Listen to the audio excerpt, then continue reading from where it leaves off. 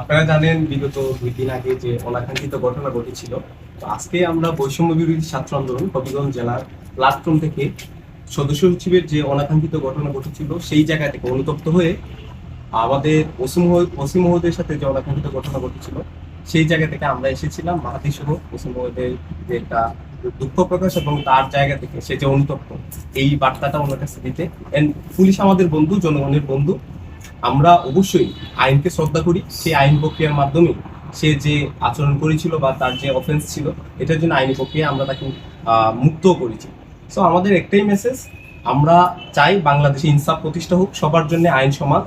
আর তারই সাথে একটা কথা বলবো, আমরা খুবই দুঃখের সাথে বলতে হয় যে আমাদেরকে সবসময় মাঠে নাইমেই আমাদের ইনসাফটা কায়েম করতে হয়। যেটা দেখলাম আমরা শুরুর ক্ষেত্রে, যে মেয়েটার বয়স 17 তাকে 22 বছর বানিয়ে তাকে রিমান্ডে পাঠানো হয়েছে। যখন আমরা আন্দোলনে ডাক দিলাম তারপরে দেখা যায় যে তার আজকে মুক্ত হয়েছে।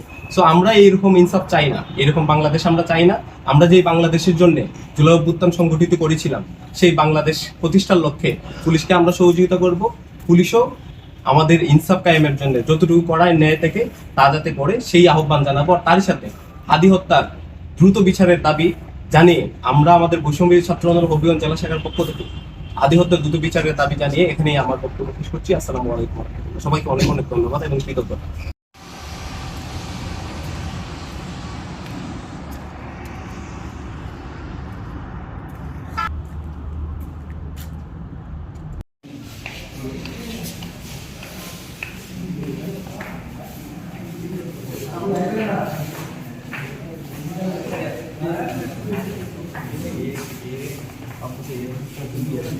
Ano?